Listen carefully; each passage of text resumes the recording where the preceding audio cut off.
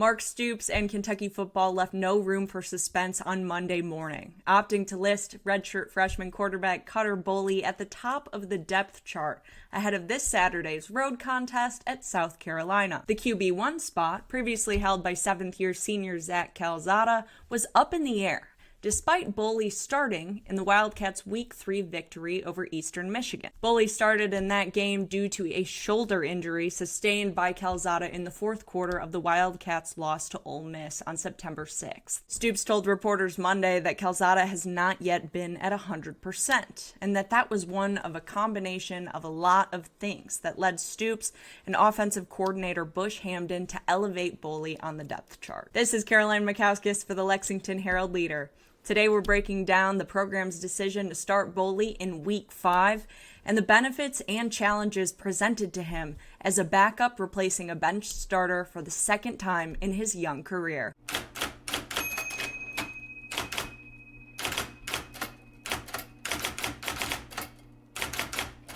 Cutter's done some really good things, and you've heard me talk about him many different times. We've watched him play in other games and show flashes, and we've been very confident in Cutter. And I've also told him the whole time that you're going to get your opportunity. It's about what you do and how you play when you get that opportunity.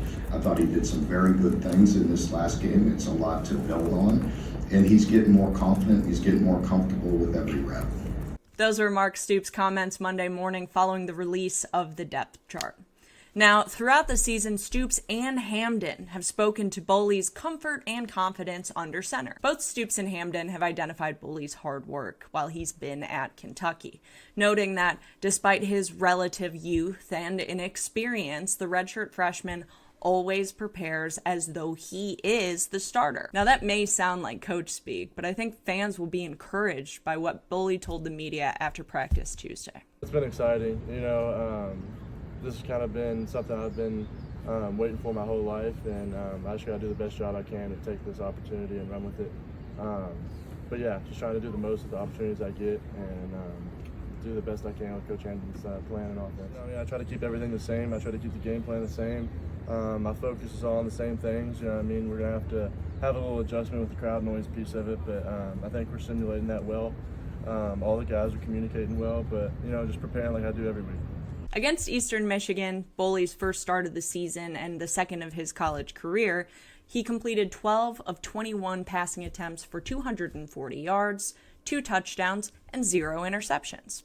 That's more passing yards and touchdowns, and 1 fewer pick than Calzada has thrown through his nearly 2 complete games this season. Regardless of Calzada's health, the decision to start Boley wasn't a surprise to many.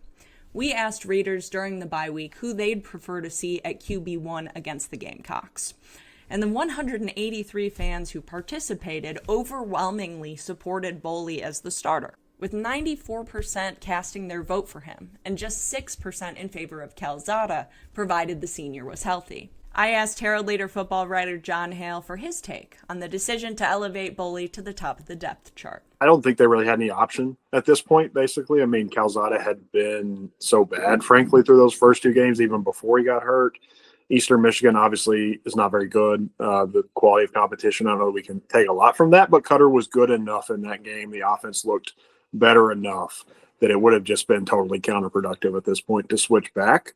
So we'll see what Calzada's health is moving forward. It sounds like he's still limited. He hasn't done a lot in practice. That probably makes the decision pretty easy. But even if he were 100%, I don't think they have much option other than to start Cutter at this point and see where it goes. In his bye-week mailbag, John wrote about how Eastern Michigan, which entered its game at Kroger Field fresh off a loss to FCS opponent Long Island University, wasn't necessarily the best litmus test for Boley's potential.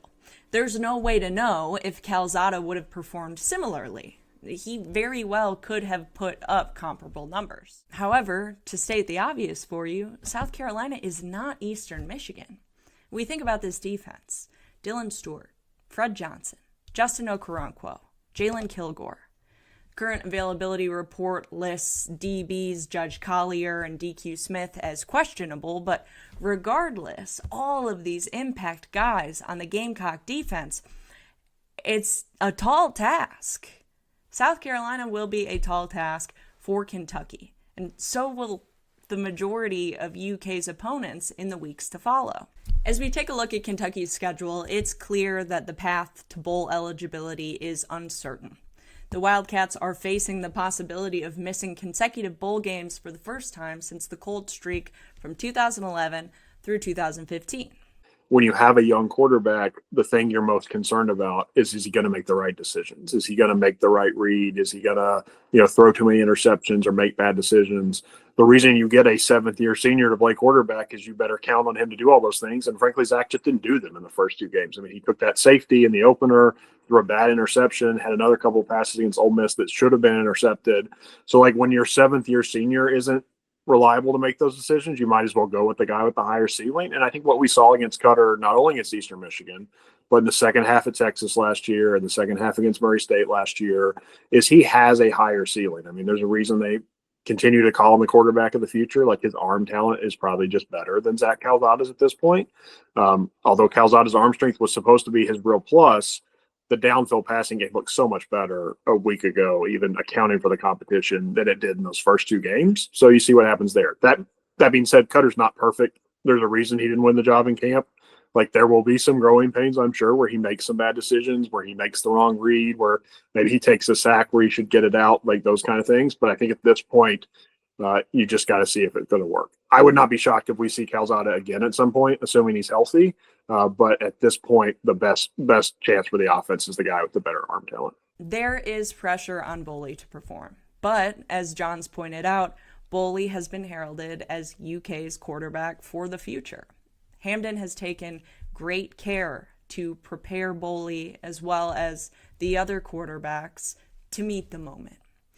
On Tuesday, Hamdan told reporters that freshmen Stone Saunders and Brennan Ward each got about 25 to 30 live reps during the bye week. Hamdan also complimented Boley's focus and said that the redshirt freshman quarterback's leadership role is still being established. Cutter's another guy that I am appreciative to, because in his circumstance, he went about it and he's prepared like he is the starter, and I think from a leadership standpoint at the quarterback position, it always starts with your production and your play first, and so you got to go play good football. If the guys around you understand that and know you'll play good ball, then they're willing to listen, and so I think for him, the focus hasn't been on trying to do too much from a leadership standpoint. The focus is on execution, getting better, doing what he's got to do, and with that, I think the leadership will come. And though Boley didn't look perfect against the Eagles, he didn't look bad.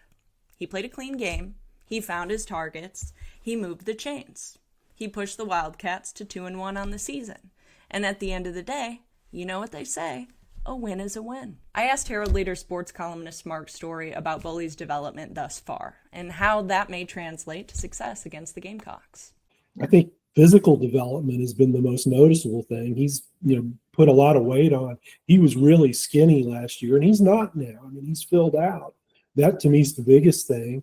We'll see. He's going to get a pretty good test Saturday night. Going to be in a very difficult road environment. South Carolina last year, South Carolina's edge rushers just humiliated Kentucky. I mean, it was embarrassing. I think Kentucky is better at the tackles than it was last year. We're going to find out how much better.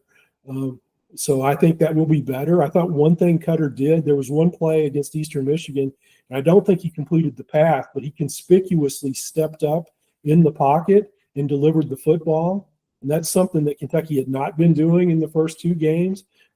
Calzada, for whatever reason, had leaked out of the pocket a lot when it looked to me like there was a pocket to step into, and he was leaking out of it.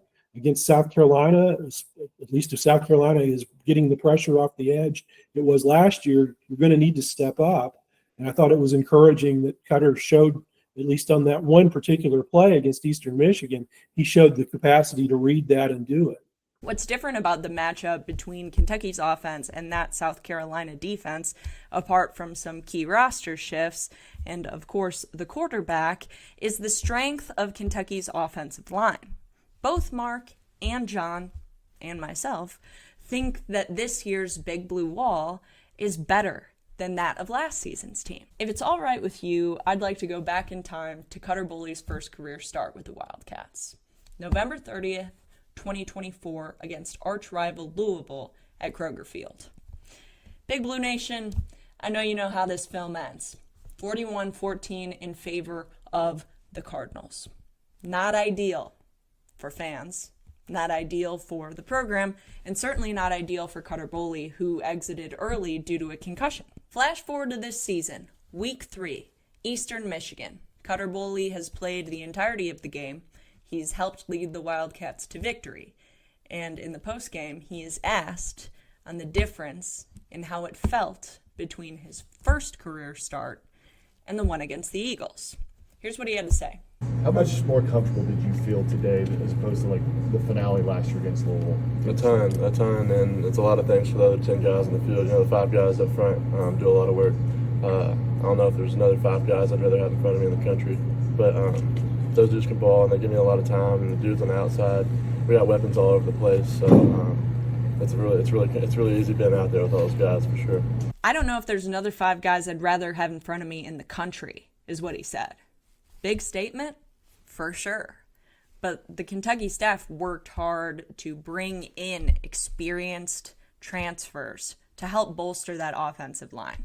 Guys like Shiaz Pete, guys like Josh Braun, coming in, making a difference, and helping contribute to that overall comfort and confidence, regardless of who is playing quarterback. This week I asked him if there was anything in particular from the offensive line that stood out during that Eastern Michigan game. Anything that would continue to fill him with confidence heading into this road start. They give me a ton of confidence. I tell those guys nonstop to keep talking to you. You know, just keep talking to me, whatever it is, whatever you think, whatever you feel out there. I don't care if it's the littlest thing in the world. Come to me and talk to me about it. You know what I mean? I'm just trying to get on the same page, all that chemistry together. I think that's been a big thing for us on our offense overall, is just talking. You know, communicating everything. What are you feeling? What are you seeing? How do you feel about this? How do you feel about that? Just everything. How it's looking when it's out there. But I think we've done a really good job communicating within the offensive unit, and just on everything, really. Guys like Braun and Woolley and Pete, those guys that came in, I've done a really good job stepping up and talking a lot. You know, Jagger and Farm are really vocal on the field. But yeah, those transfers have done a really good job stepping up and feeling like they can be vocal, and I've been adamant about them, like I said, just talking to me. All you can do now is sit around and wait to see what Cutter Boley and the Wildcats have cooking for the Gamecocks this weekend. So I'll leave you with the words of 2 guys who may be able to speak better than anyone to Boley's readiness for this weekend's start. His roommates, Josh Caddis and Willie Rodriguez. I'm very excited about him. I think he's had a great first 2 days of practice. He's embracing it. We had the crowd noise out there today, so we kind of got to get ready for the sandstorm, and it's going to be a lot of fun. I've talked to him a lot, obviously, since he's my roommate. I know he's ready and up for the challenge. It's been same Cutter. He's not going to change. He's prepared, like he's ready for this like the whole entire time. That's how he's always prepared. So I mean, same vibe, still hanging out the same, still all the same. Just maybe going over the plays a little bit extra, but yeah. You can catch the game at 7:45 Eastern on the SEC Network, and you can prepare yourself for the ins and outs of this matchup with everything we've got for you at kentucky.com/sports and in the Lexington Herald-Leader. Before I forget, do yourself a favor, check out our John Hale in conversation with Jacob Kay, who covers the Gamecocks for The State, our sister paper down in South Carolina. You will enjoy it, I guarantee it. I've been Caroline Makowskis for the Lexington Herald-Leader. We'll catch you next time.